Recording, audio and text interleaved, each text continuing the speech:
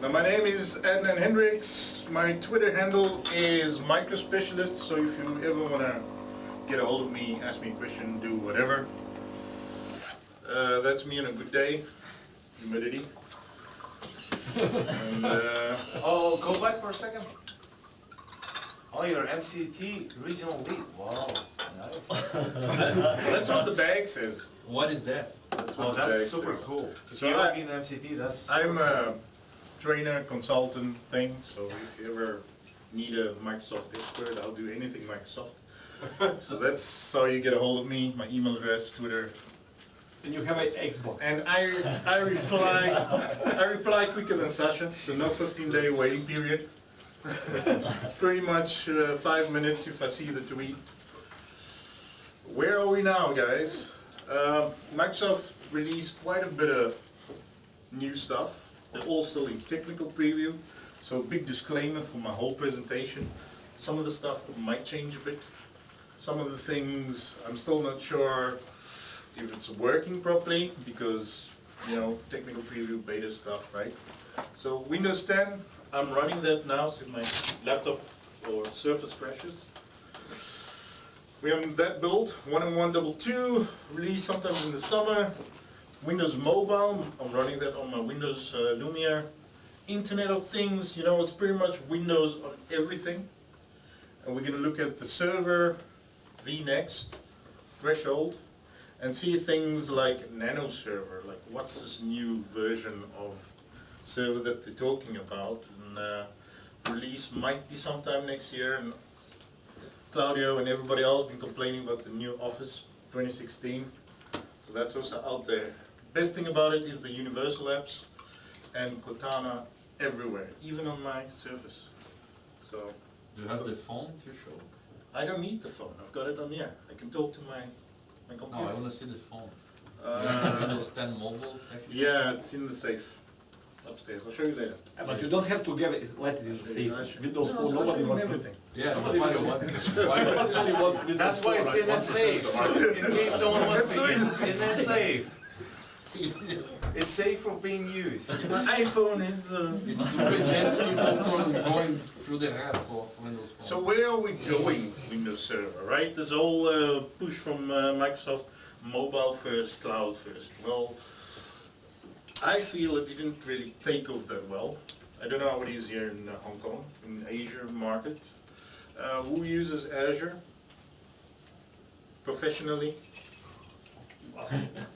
Kind of. I don't see much hands, you know, but we still in the cloud. I mean, who uses Office 365? We must. Well, you don't have to, but I'm sure you're using some sort of cloud stuff. So Do you use 365? yes, I do. Accidentally or No, on I purpose? use got it for free, huh? I got it for free. Well, but that's the thing. Yeah, but I use it for my business. I'm paying for it and I use it. I know, I'd pay for it too if I didn't get it for free. MSDN? No. Yeah, I have MSDN, but I still Yeah, but I that pay can for my Office disappear. 365. You know, I get like 2 subscriptions as a certified trainer and as a MVP. So I got 3 accounts for Azure. So Who has more? the cloud didn't really steal our jobs. We still all, you know, employed, working for ourselves. There's still lots of opportunity for the cloud. Server vNext.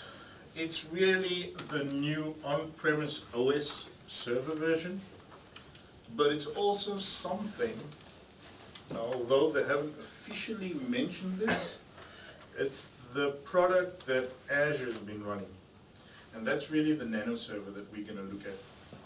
See, because the Nano server really is going to take your data center to the cloud, much like Azure. For those of you who don't know how Azure works, or what the data center looks like, I'm sure a lot of you are using traditional data centers where you have your hosts that runs your virtual machines, and you have your EMC or SAN storage. And I'm sure a lot of you guys are using things like Nutanix, etc. Now Azure is really Microsoft's version of using best effort hardware, where they just use just about any brand of compute with disks, local storage. So they're using the cheapest stuff out there in the data center. And it's really just all those servers with the compute, the hardware that's built a lot like Nutanix, but slightly probably more affordable. And it runs some version of Nano server.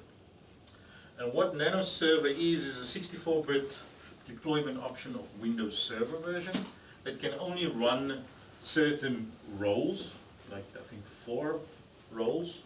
One of them primarily being the Hyper-V hypervisor role. And that's pretty much it. So it's a very small footprint, a lot smaller than server core. And with the new server version, you'll see that all the roles and feature set are really just add-on features. So you have, like, for those of you used to server core, where you're just getting a pretty much a black screen, and then running sconfig and PowerShell. With vNext, there's Nano server, which is a lot smaller than server core. It can primarily run 4 roles, main one being Hyper-V hypervisor. Then you have a server core version, and then you have server core with some admin tools, which is really just the black screen that opens up command prompt with server manager that starts up automatically afterwards.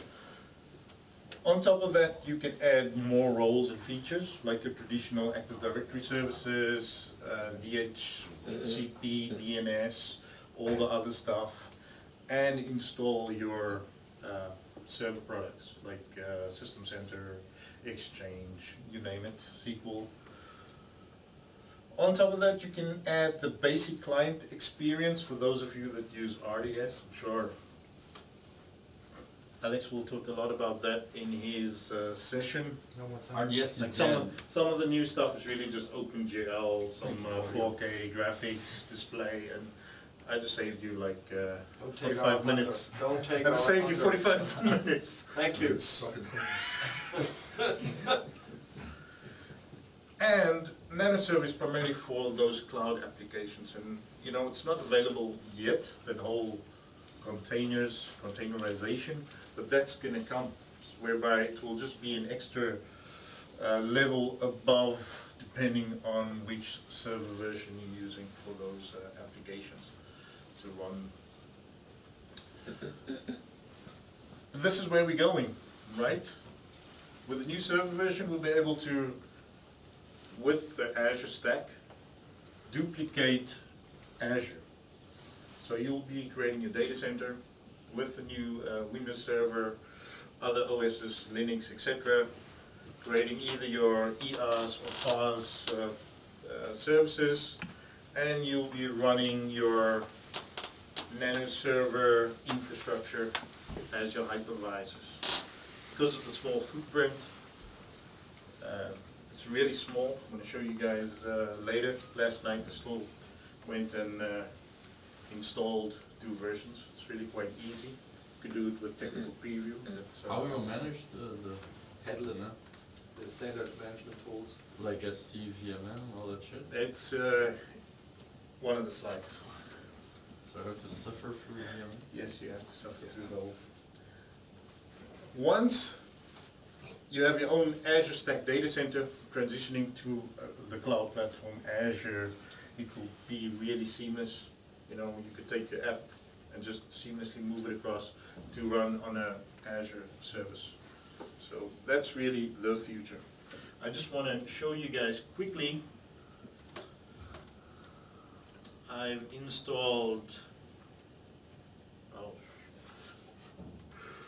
let me do this. It never works. It never works. I always have to duplicate. That's a PowerPoint setting. Yeah, Changes that. yeah. So this is a server core version of the new technical preview 26. When you boot up, you really just get the login UI, which is a command window asking you for your password.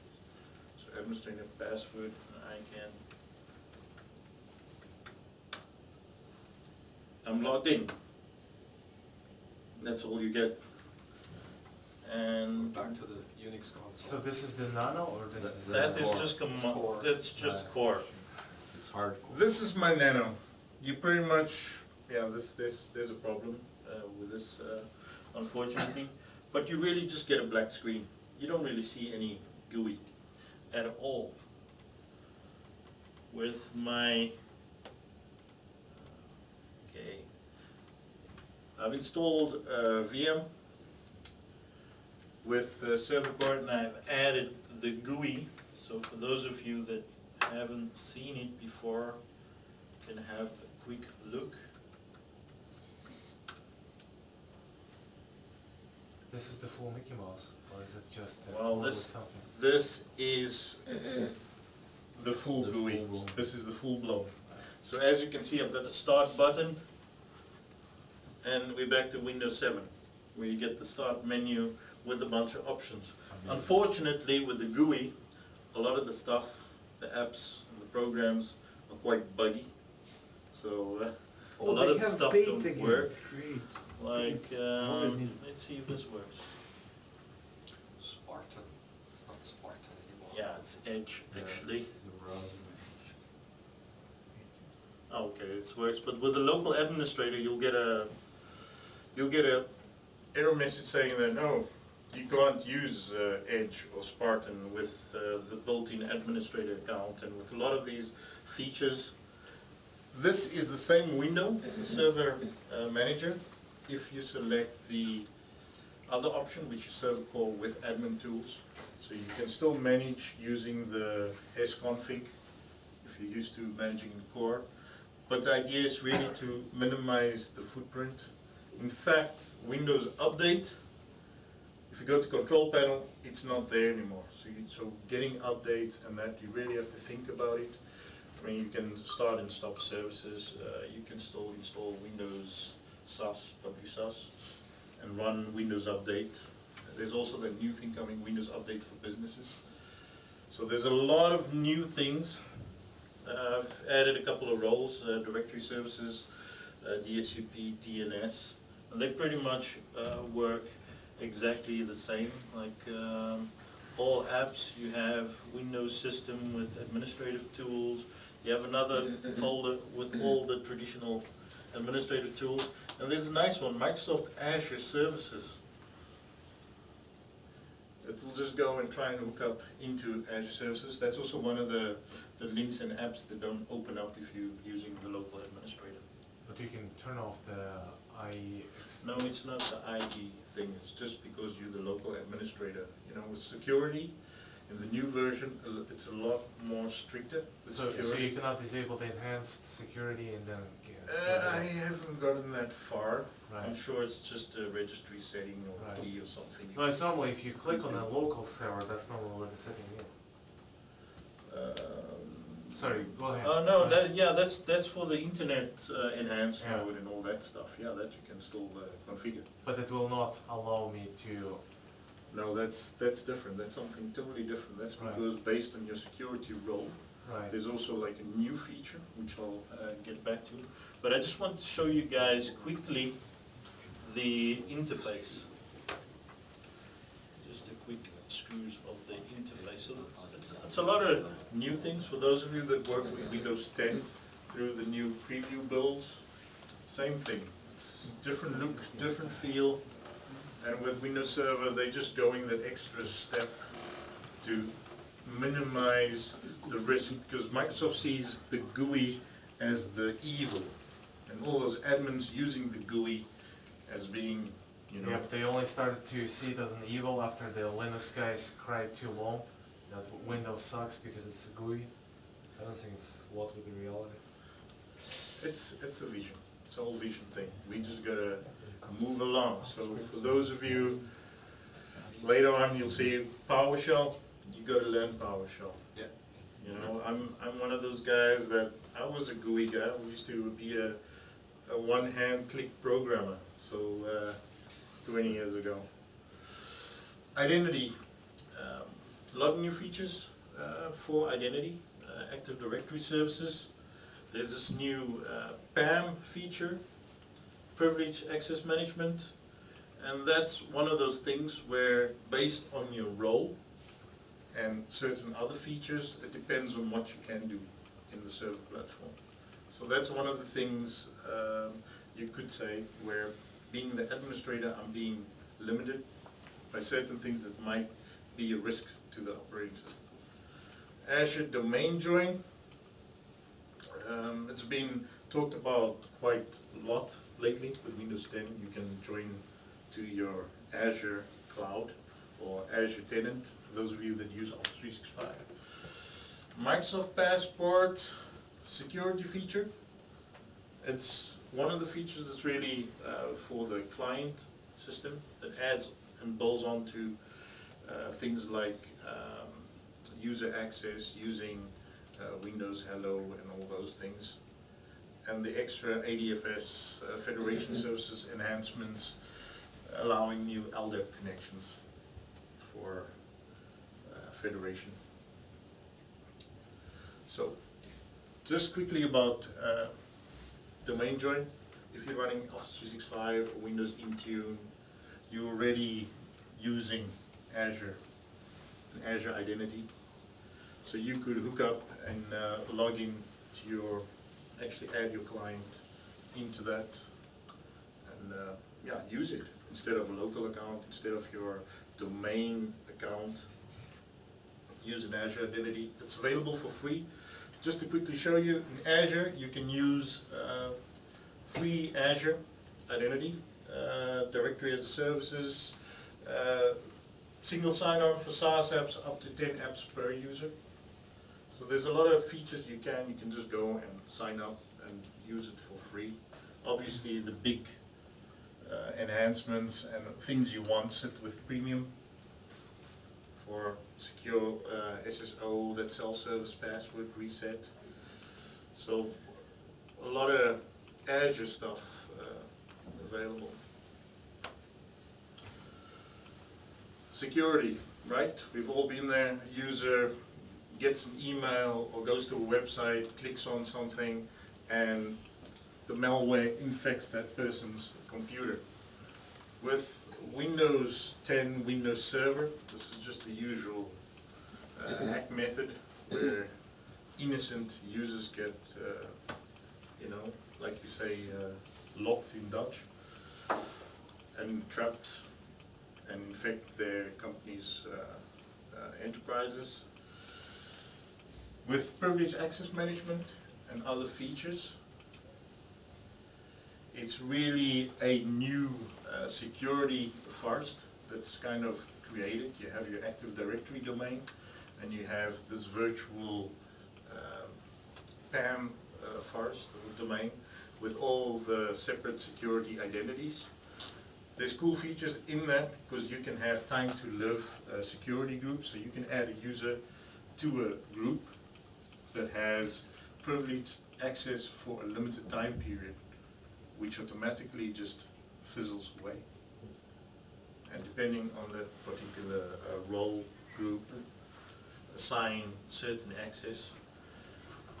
Having it separate from your Active Directory is also part of the whole security feature, meaning that PAM management feature is really protected from.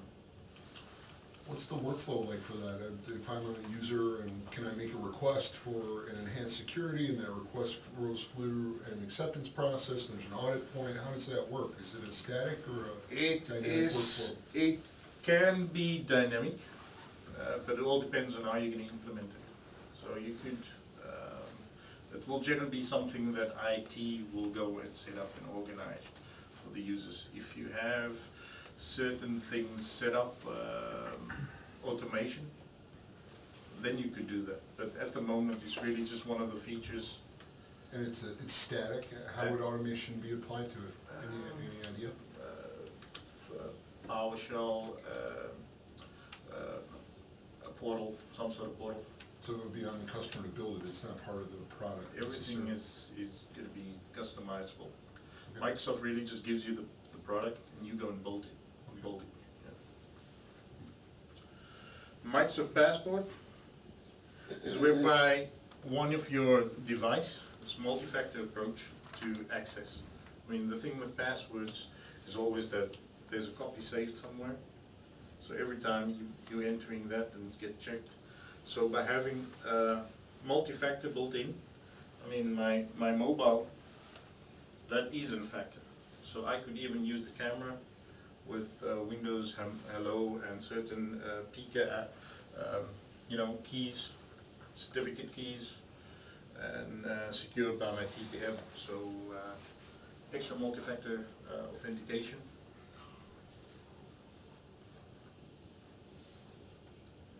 So basically, it will be it will continue to be like an online profile, is it? You're always gonna have a profile, but we're moving. We're moving to a place where there'll be different ways of authenticating or proving who you are to a system, both enterprise, both. So it's not just that you just create an account with Microsoft.com. Well, you could use your own account, Right. Azure. You could use a Microsoft account. Right. You could use a lot of different kinds of accounts. You could use your normal domain account. And if you use a domain account, that will automatically give you single sign-on to Azure. And if you use an Azure account, it will give you access to your on-premise stuff. So that's the future that we're looking at. So maybe a step to the side, but just like, I use something simple like Hotmail. And when I Yeah. came over here and I'm traveling, Yeah. I'm logging onto different devices, there's an app through the App Store now Yeah. on Android that I will receive prompts on the phone to secure identity. So is that type of consumer experience what you're gonna be incorporated here? Is that what you're referring to? Yeah, that's kind of how it can work. You could even just use your mobile for certain high profile environments. Think about medical field or high security lab environments where people can't really go and either use a thumbprint or something else. They could just use retinal scans or image facial recognition. Well, I guess the best way to ask that again is, would that consumer experience that I am having be kind of the same experience that you'd have inside the enterprise for folks? Will it replicate it in that way, or be separate? It will kind of be, you'll get prompt, and you just have to look at the screen. I mean, everything is saved in TPM and Active Directory. Does the password and PAN will be able to send you one-time password to the SMS? One-time passwords. I'm sure you could incorporate that. But not the password idea numbers. is really to, So the experience remains the same. like a way of proving who you are. If that device is trusted, they don't have to send you. All right. It's already coming from a trusted Right. device. A lot of, some features in storage. For those of you that are used to using storage pools, who tried storage pools in Server 2012 R2. The nice thing is, with this new server version, is Microsoft is giving you the power to get away from all these other vendors. Because all the other vendors are really selling. That is so nice. They're selling software, and Microsoft is giving you the software to do exactly the same thing. So like, I'm not going to mention Nutanix again, but there's a lot of vendors out there. You buy a box with compute, storage, and everything, but it's really the software that runs on that whole configuration that they're selling. I mean, there's really just 5 hardware vendors that are really selling hardware: Dell, HP, IBM, those guys. So for storage, I'm going to talk a little bit about Storage Spaces Direct. For those of you that use storage pools, it's really using local attached storage and allowing that to scale out with your multiple hardware servers out there, and using that to create a hyper-converged type of infrastructure. So you'll be able to go and take your old servers that you already have, just add some disk. It could be SSD, it could be SAS, you name it. You just mix and match. create a bunch of storage pools and just scale it up. So having all your virtual machines with local storage, you now have virtual machine storage path resiliency, so that if the host that's running that, or the storage where that VM is, it won't just like go and crash and burn. It will be able to start up and scale over to the next hosts. There's better QoS with the new storage features. Storage replica, for those of you that set up replication, or Hyper-V replica with VMs and everything, if you added another disk or extra storage, you had to go and set up the whole thing over again. Right now you just reconfigure and bam, it's a lot easier. I like the term JBot they're using for that. Oh yeah. Yeah, well, shared JBoot storage. See, there it is. Just a bunch of disks. So just randomly It's just select disks. random disks. But that's pretty much storage pools. So it's really just to enable all those cloud hardware designs. Bear in mind that this is really how Azure runs. It's just servers with local attached storage, providing scalability and also durability. Is there a policy context for the machines in terms of performance requirements? I can set a performance requirement, turn it loose in the cluster and assurance? It's what you will. Right now, when we look at virtualization, I'll show you that it's really just, now you can go mixed mode clusters. Mixed mode, different versions of server versions, rolling upgrades, all those kind of things.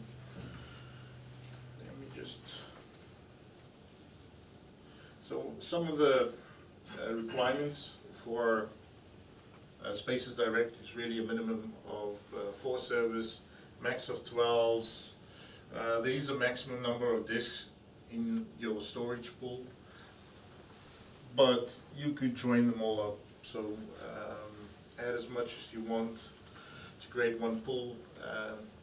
A lot of fault tolerancy, up to 2 node failures for these type of clusters, and simple expansion. You just add another node. So it's, see anything familiar here, guys? A lot like a Nutanix slide. And if you already have that enterprise agreement with software assurance, just reuse your old servers and old disks. Just reformat. But it's actually not true. Okay, what I want to say is I like this enterprise agreement. We have an enterprise agreement. Yeah. That don't mean that everything we use is for free. What actually means is that every 3 years you I come didn't say it's free. somebody will come from Microsoft and count what you have. And then when you have hundreds of it, then you say, nice, now we will do another agreement. Eh? I got a phone call last week. Some sales account manager, and then what you doing next week? I'm in Hong Kong, He says, yeah, but I got this customer, and Microsoft came around, and it turns out that they need to pay quite a lot of money. So, well, sure, no problem. So I understand that. Okay, that means when you have an enterprise agreement, that doesn't mean that you can put as much server as you want. That only means that what you pay is certified. Yeah, because you pretty much pay for a number of years. Yeah. But in the end, They give you a taste. If You're you want a gonna little pay. more than you can handle, that's your problem. And if you have that software assurance enterprise agreement, check your Azure credits, because you have that as well, so you can go and play around with Azure and stuff. Most companies don't know that. They're getting stuff for free from Microsoft. All I get is this t-shirt. Yeah, you do it only for t-shirt. It's actually unbelievable. Virtualization. What about you? You didn't I get lots of other stuff too. from VMware. I criticize them. Whoops. I'm not saying it's very good. I got a click of the last time. That's the difference. The main thing I feel where the great improvements came in is virtualization. Just upping the scale, and they're breaking new ground, getting better market share.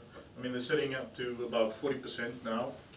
VMware is roughly around 46%, and that's Mark's thing end of last year, November 2014, March. But So- where is that? Because, you know, regional plays a huge role there. Like in certain markets, Hyper-V I is think like zero. it's worldwide. This is global.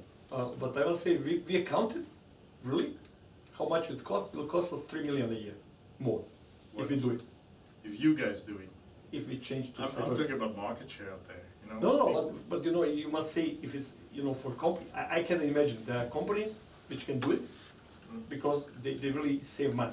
Yeah. There are companies which can because they don't really save money. But this company that are already heavily invested in VMware, they can't move. It's like some guys that are paying, I don't know how much for Citrix licenses. That's not only because you not really save money. You know, for VMware you pay actually much money for licenses of the hypervisor, but you don't pay so much for how to say for vCenter. On Hyper-V, you don't pay anything for Hyper-V, but you pay a lot Still for pay. virtual machine manager. Yeah, but then you pay anyway. Yeah, but in the end you're gonna be paying, but you're saving. Not really. You pay. You know, it's for amount of money. You But pay the same. a lot of companies are running both right now. You know, they have like Hyper-V clusters, they got VMware clusters. That's what I see in Europe. It's also expensive. Different flavors. It's also expensive. Let me ask the local guys. What in your own company? Just VMware, Hyper-V? Do you know? VMware. VMware. No Hyper-V. You wouldn't Some know. Hyper-V servers. See, Hyper-V servers. Some, The guys. Some. That's what I'm talking about. Some. like one. Some, yeah. But a few years ago there weren't any, but now there are. Yeah, so they increased it 100%. Yeah, okay, but actually, you know, we are speaking about market which is actually going to vanish. Going to what? Going to vanish. That's what I'm saying. It's will gonna to be. I will say in 10 years, maybe I'm wrong, but in 10 years, nobody will pay for Hyper-V. Well, if you look at all the other companies, I think based on these new improvements with Hyper-V and Server 2016 threshold, companies right now looking to upgrade. Think about the past. Server 2003, end of life. Windows XP, end of life. I have lots of clients still trying to migrate. So like all those companies that are still looking at you know, the investments for the coming years, the next 5 years, like they're looking at Nutanix, they're looking at hyper-converged. I mean, the traditional data center model, it's dead. Yes. So why buy a big investment with Nutanix or a different company like that, Atlantis or some of the other brands, when Microsoft is going to give you the tools to build your own But Azure, not- your own but- hyper-converged but will- infrastructures. But will not be cheaper, that's what I'm saying. It's actually from price, it's the same. You will not I get don't know. any cheaper. I can't guarantee on the price, but You get special pricing, Sasha, that's why. Look, I know, actually I was never to negotiation I with think a lot of Hyper-V. people are going to get excited about it. Look, I was not at I'm negotiation. excited about it. Yeah, I know. Anybody else excited about it? Oh, I'm excited about it. Why not? Coming from the Nutanix Hug it guy, out. you Hug it came in out. at the right moment. So with Hyper-V clusters, you can have rolling upgrades, no more downtime. Also, with clusters, mixed mode clusters, running different versions of Windows Server. Integration services will be built into WSUS, so Windows Update. So no more Hyper-V integration services, but the VMs will be getting that with Windows Update. Does make you think, right? Will all my VMs need internet? Shouldn't have to. Shouldn't have to. You got WSUS servers. It says Also must. Windows Update. Windows Update services. Okay. Oh, okay.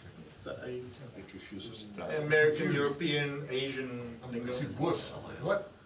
The ability to hot add network, NICs, and memory, which is a really great feature. And what was funny when they announced both, huh? The people in newspaper says, okay, Microsoft find out how Linux guy updated their systems, and they say, oh, now we can do it same. It took him only 20 years, but they find out. It's actually the same way how the Debian user will update their server. That's Windows Update server. New kind of checkpoints, which used to be snapshots. There always used to be a file format since 2008. R2 with Hyper-V was version 1. We're sitting on version 6 now, 6.2, and secure boot for Linux VMs. So for those of you familiar with secure boot for Windows virtual machines, Windows client, preventing malware, etc. Those rootkits. Like I said, with the cluster rolling upgrades, no more downtime for upgrading your clusters, your hosts. Seamless failover of the virtual machines, and mix and match your OS, your version numbers.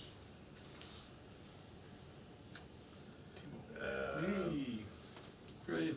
Demo. Let's see what my time is. Because I'm trying to keep it under.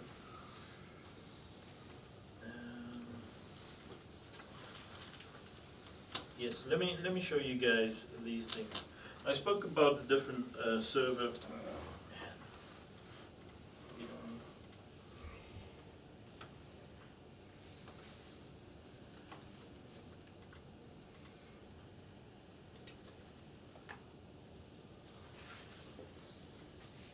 Was that not the synergy, the picture you took? No.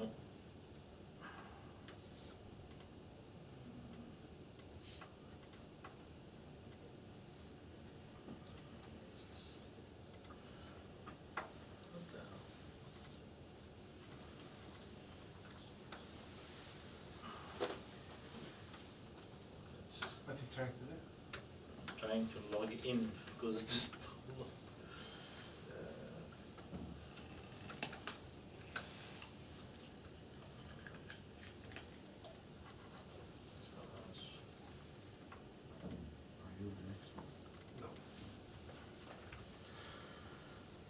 okay, let me show you guys.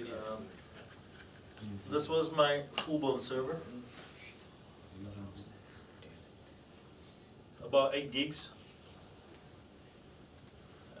When I did core, there we go.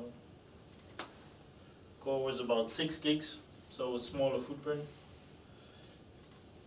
Looking at my Nano server, when I did that,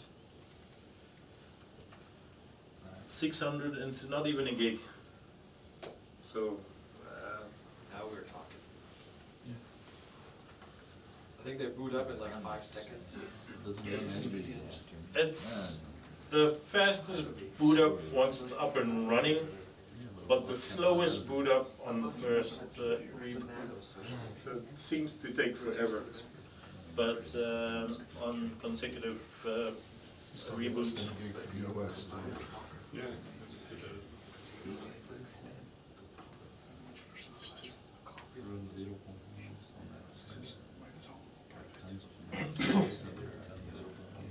or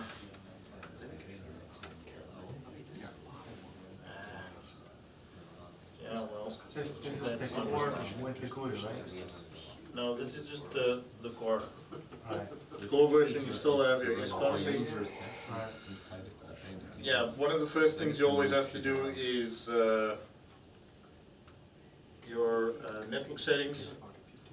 But this is also the only way you can update the server with sconfig, Windows Update setting, number 5. So with Core and with the Core Plus admin tools, this is the only way of manually running Windows Update.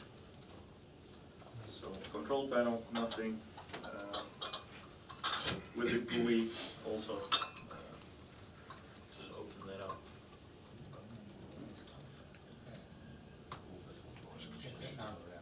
Skip back to the session.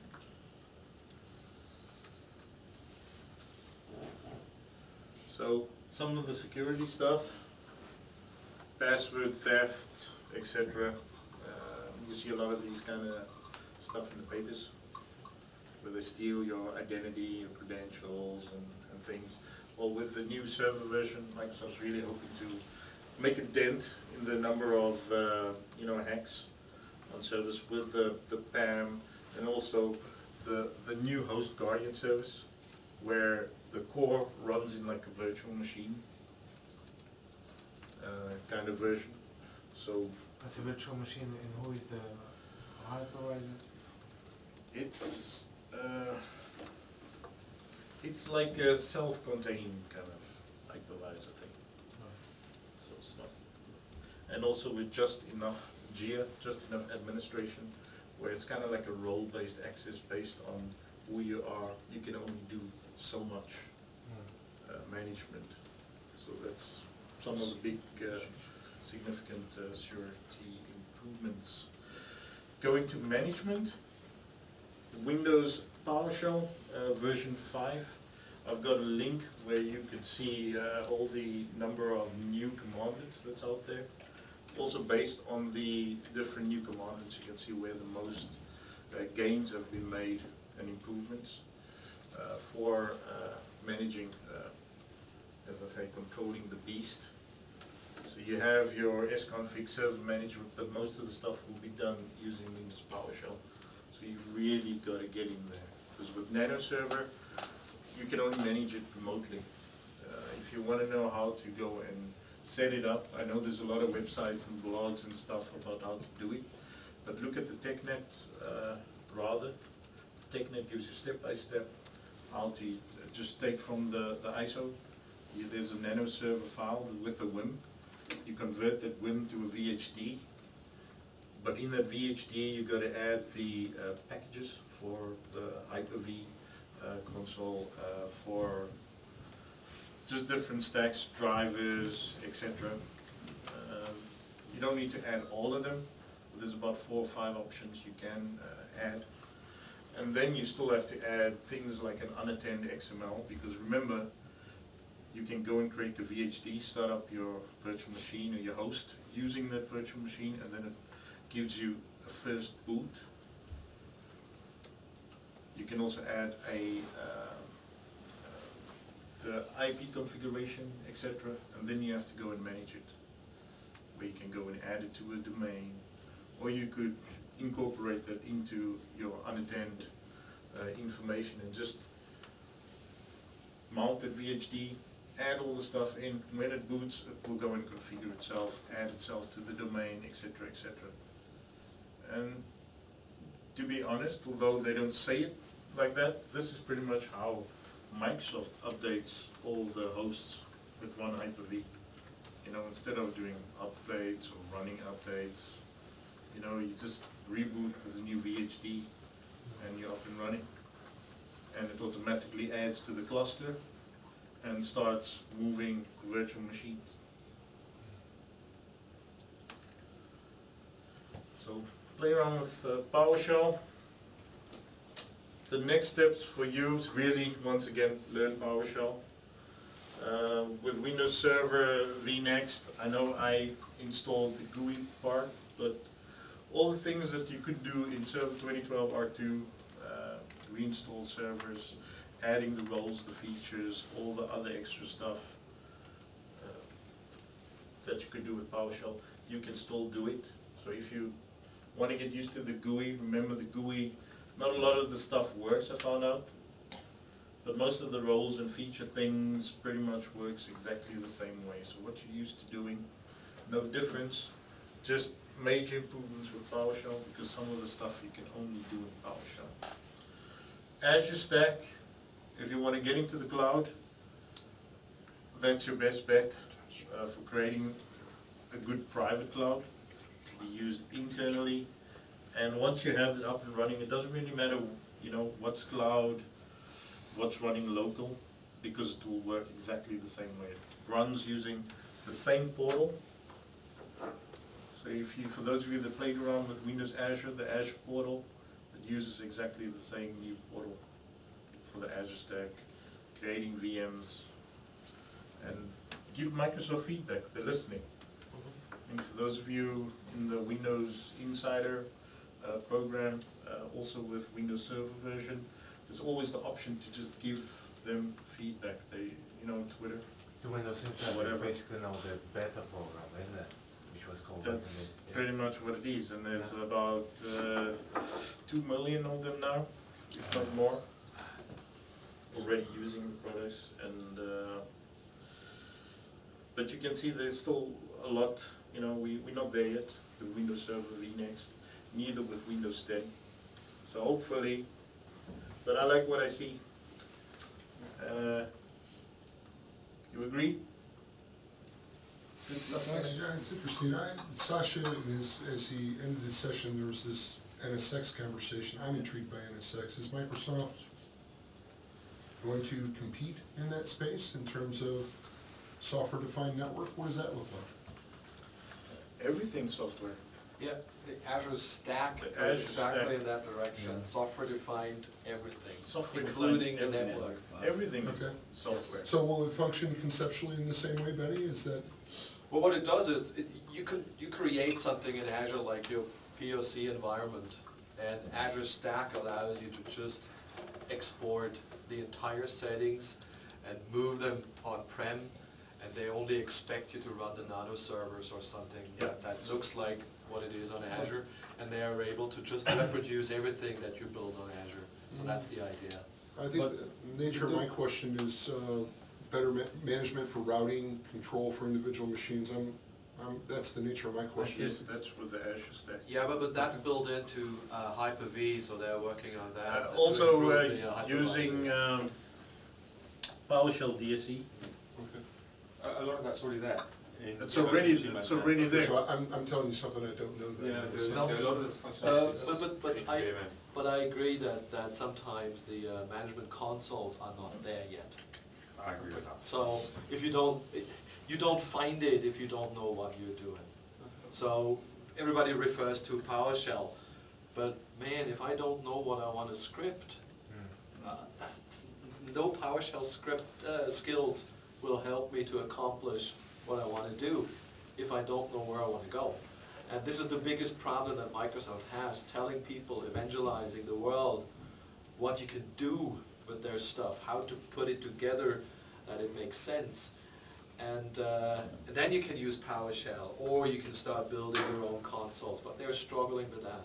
I think the changing of no GUI anymore Yes, will create more problems. Absolutely. People will be copying PowerShell scripts from somebody else and using it on their system. that is correct. That And is that's one more thing. a problem than clicking around. Yeah, but there's going to be a new ecosystem, because I truly believe that there will be companies out there who will build those. Of course. There's a gallery of Yeah. PowerShell Yeah, but scripts. still- No, I'm not talking about PowerShell scripts, I'm talking about GUI. Sorry. PowerShell will run behind the scenes, because if you look at the It's server all- manager, it's all PowerShell. it's all But PowerShell. there's a lot of companies that go and create these little Yes, GUI programs, exactly. and they're all just That's- running PowerShell in the back that you Yeah, can go but and so build why yourself. does if you have- Microsoft But just that do was, Off the brain. that's one of these things we are constantly asking them, give us a GUI builder. Exactly. Give us something that allows us to create those GUIs for our customers, for Exactly. your customer. Yeah, you can Dear do this. Mr. and this is it. Microsoft, Yeah. we represent Yeah. your customers, and we really want to have a GUI builder so that we can leave the customer side and kind of believe that the customer is able to manage the Yeah, environment. but that we it's just not built about for them. management. How they build their own GUIs. That's what I'm talking about. But they're getting away from that. They don't even want to build GUIs for stuff. Okay, that's clear. We were on E3 evil. for 2 years, That's it. 2.5 years. Where the Krista says, okay, we are spending so much time on developing GUI, that we cannot develop what, That is correct. what is really matter. And the problem is that their customer base is so broad now, such a big variety. Whatever GUI they build, it's gonna be the wrong GUI for most of the customers.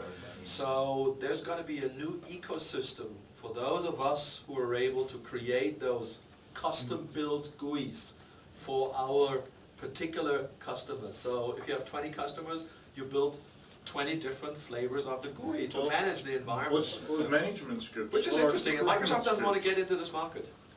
I think at a point I've been trying to build a really simple GUI to simulate some stuff in PowerShell. It's freaking ridiculous. Yes, and It's I totally- believe there's the need that we get something that is easy for us to orchestrate, like a GUI builder, like a visual designer for GUI It's elements. kind of already there, the ISE too. Oh, PowerShell is too. It's not there, to be honest, it's It's- not there. Pay 300 bucks. But that's like the most you But have. okay, but the question what he has, and that's really question is how, okay, can you build and how you can build complex network structure? That's the question we had as well, and that's a question With we this get management asked. tool, and that's the question. As I said, I look at it, and you can do with Azure a lot of stuff. Yeah. It's actually, as I said in my presentation, it's a really great tool. You can even do completely Linux kind of Yeah, web yeah. application, great stuff. Yeah. But what actually NSX bring you is that you can, when you understand virtual machines, Yes. you can build virtual networks and connect them in different ways. VPN, you can connect, you can route it, you can route over complex network structures, and that's what NSX do. Question is, can you do this with PowerShell on Long Azure? term, you will be Yes. able to do it, and it will be hard. And now, there's one very important thing to mention. Everybody who's sitting here is interested in this kind of technology, Yeah. and all of us will be able to adapt. Those who are not sitting here, they are those who are in trouble. Because the market is moving away from the way they work today in a very, very fast pace. It's So moving too fast. we will be able to adapt because we already start looking at that kind of technologies.